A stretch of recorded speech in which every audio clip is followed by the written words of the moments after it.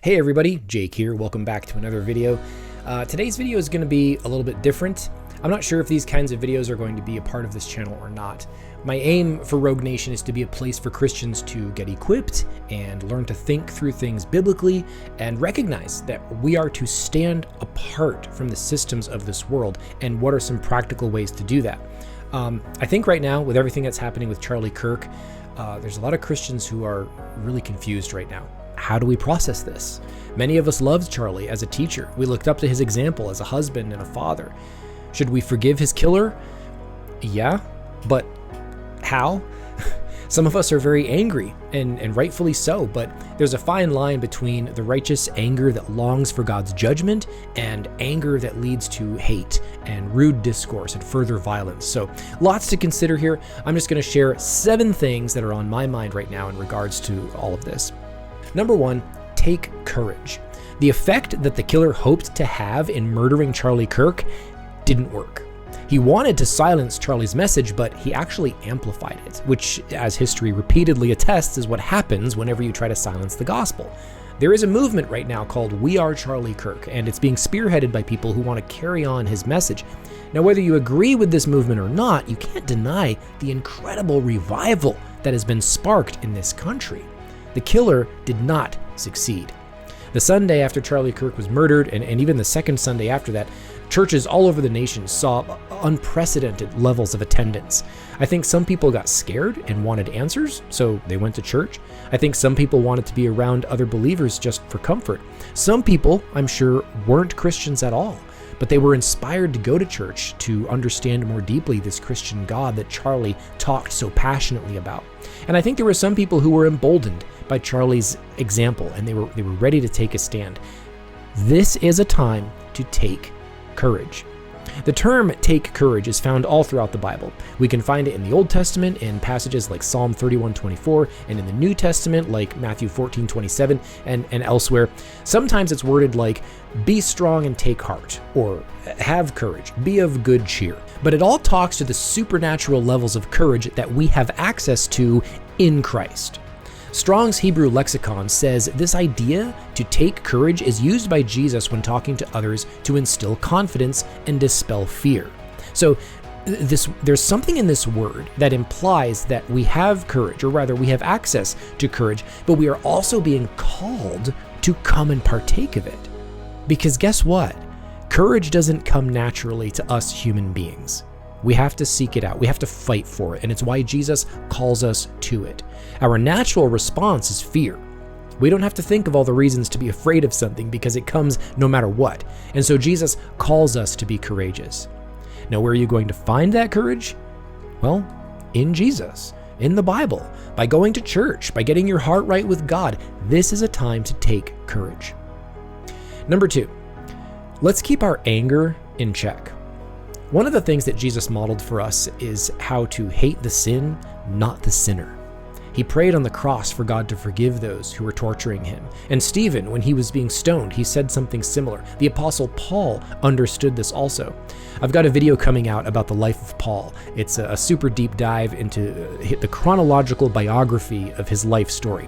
And one of the things I learned about Paul was his complete lack of hatred for anyone who is persecuting him. In Romans 12:14, he wrote, "Bless those who persecute you. Don't curse them. Pray that God will bless them." The same spirit of hatred that spoke against Christians in the first century is the same spirit that speaks against them today through those who oppose the gospel. And so hatred toward those who persecuted him never took root in Paul's heart because, like Christ, he knew that it wasn't really the people who were hating him, but rather the evil spirit behind them.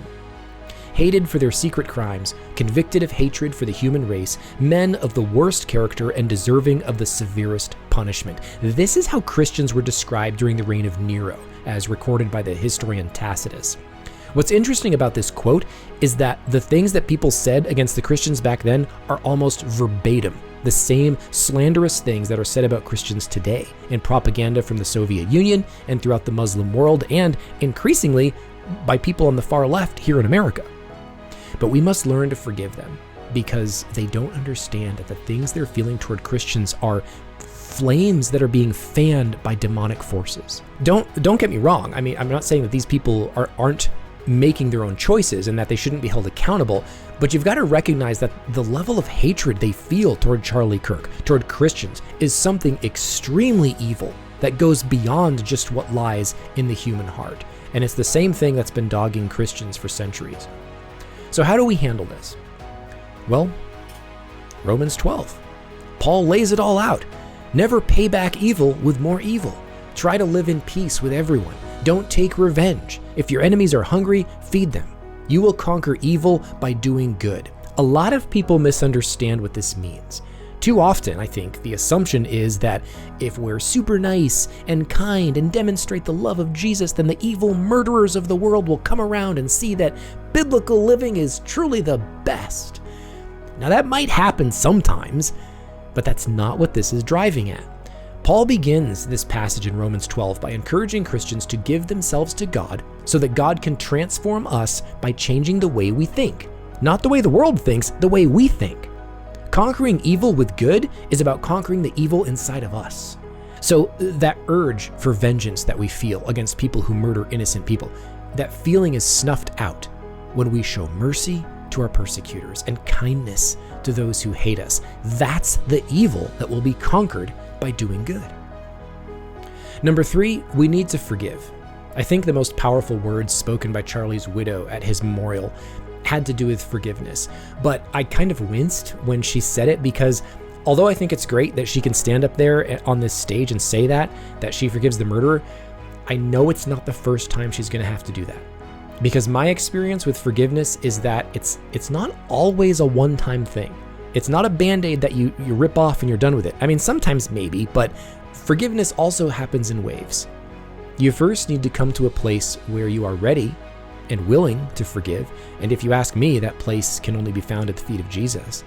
But it's something we may have to do again tomorrow, because your grief is going to come in waves. Your anger is going to come in waves, and how you feel about the person who wronged you is going to go up and down. And so you may have to forgive them again next week or next month or every month for a couple years before you're finally in a place where true forgiveness can rest inside of you.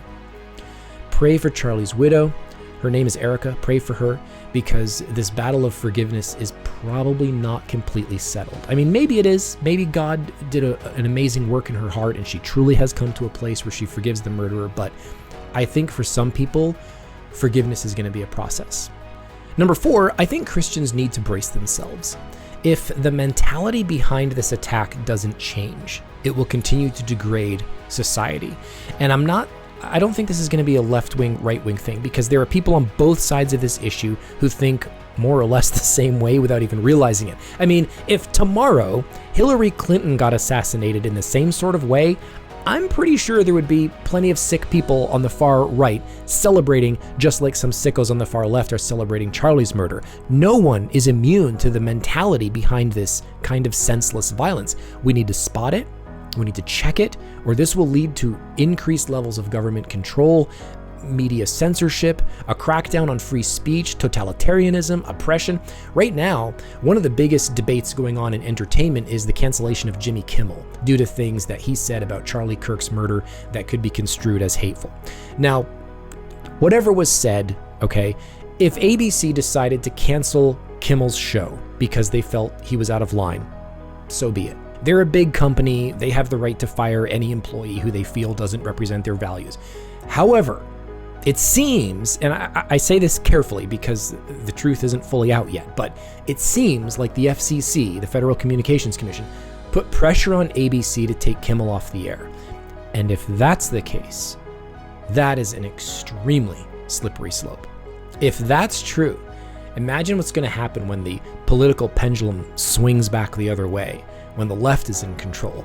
There's going to be unprecedented levels of cracking down on free speech, especially conservative Christian voices. I mean, historically, that's what happens. The government will clamor for increased levels of control under the guise of safety, but doing so will eliminate freedom, especially among those who don't, drink the Kool-Aid.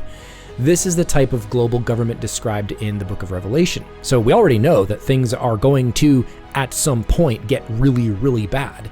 Whether this current situation in America is going to lead into that or not remains to be seen, but we should most certainly take it as a warning.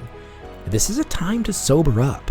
Christians need to recognize the inherent philosophical and political dangers that are rearing their head right now and brace themselves. This is your call to get right with Jesus, to start strengthening your faith. I'm not saying these things will get worse because of this. I'm saying there's potential. And we don't need to be scared, okay? God is in control, but we do need to be ready. If the turmoil rising up in our country right now isn't kept in check, if the current leaders of this nation start overreaching, it's gonna get worse. If you're a Christian, you've already got a target on your back anyway. And if you're in ministry, there's even more people aiming at that target. But you know what? That's okay. Like Paul says, death is gain. We have nothing to fear. And I mean, look at the examples. As far as we know, none of the disciples lived long and healthy lives, except for John. It seems to be the only one who died of old age. It's likely that all the rest of them were executed for their beliefs. Despite what some prosperity gospel preachers want you to believe, living a long, prosperous, carefree life as a Christian is the exception, not the norm. So armor up. Put on the armor of God, get ready for battle, because our fight is not against the people of this world, but the spiritual rulers governing them. Number 5, Christians really need to not get swept up in all the talk about conspiracy theories. The authorities arrested someone for Charlie's murder. I'm not going to say his name because a lot of times these types of cowardly human beings, they want attention and fame, and if he actually did kill Charlie Kirk, I don't think he's ever worth mentioning ever again. But there is also a large portion of people out there who don't think he's the killer. And I've heard a ton of reasons why, and I'm not going to get into all of that because frankly, we don't know the truth at this point. Spreading conspiracy theories and lies isn't going to help anyone. Don't share those types of posts on social media. Don't spread gossip in your small groups. Oh, well, I heard there was another shooter and he was a right-wing extremist in a MAGA hat. Most of the time, there is zero credibility to those theories. Now, seeking to uncover the truth is certainly biblical. And if your interest in discussing these theories is trying to connect the dots and figure out what happened, that's one thing. The prophet Nathan uncovered David's conspiracy to cover up his sin of murder in 2 Samuel 12. Paul's nephew uncovered a plot to assassinate Paul, and his knowledge actually foiled the attempt in Acts 23. But we need to be careful that we don't indulge in useless speculation. 1 Timothy 1:4 cautions us about getting wrapped up in myths and endless genealogies that promote speculations rather than stewardship from God. And we also need to be careful that we're not stirring up fear. Fear is a tool of the enemy, according to 2 Timothy 1:7. And many conspiracy theories, they feed fear and they prey on ignorance and gullibility. God has called us to be truth seekers, not lie spreaders. So whatever your interest in the Charlie Kirk assassination, you need to be mindful of your intentions. Conspiracy theories, for the sake of entertainment or gossip, are, in my opinion, a waste of time for Christians. Number 6, let's be careful not to put Charlie Kirk on a pedestal. A lot of times when someone dies, their works become more valuable, whether it's the paintings of an artist, the writings of an author, or the teachings of a martyr. A lot of people are jumping on the Charlie Kirk bandwagon right now because it's the cool, hip, trending thing to do. But in 1 Corinthians chapter 1, Paul warns believers about creating segregations within the church because one guy says, oh, I follow Paul. And another guy who doesn't completely agree with everything Paul says is like, oh yeah, well, I follow Apollos because he's better than Paul. And then another guy says, oh yeah, well, I follow Peter. Now, not everybody liked Charlie Kirk, even some Christians. And if you start boasting too much about how much you love Charlie Kirk, you're going to turn some people away. You're going to create divisions within Christendom that don't need to be there. It's okay to be inspired by someone like Charlie Kirk. It's okay to find a motivation in his life and his teachings, but you've got to make sure that it's not the Charlie Kirks or the John MacArthurs or any other Christians that you're standing on. Charlie was a great teacher. He seemed very knowledgeable of the word and is an example for us to follow, but he's not the example.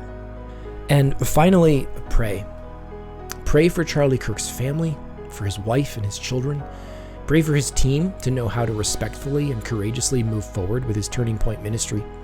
Pray for the killer and for those who are celebrating this tragedy. Pray for the truth to come out, for justice to be served, and for this tragedy to not become a political lightning rod, but a catalyst for revival.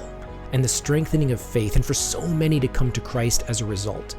Pray that Christians will respond with grace and mercy and peace, not like those who have in the past responded to tragedies with rioting and violence. It's time to rise up and be bold, yes, but with kindness and love and charity. It's not going to be easy, but rebelling from a world system that is only tearing things apart was never supposed to be easy. The Christian life was never going to be easy. Jesus knew this. He warned us of this. He said, if they persecute me, they will persecute you.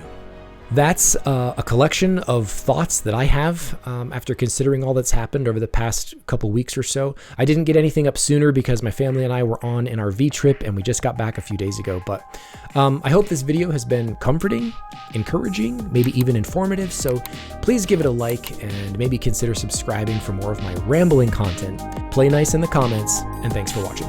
Until next time.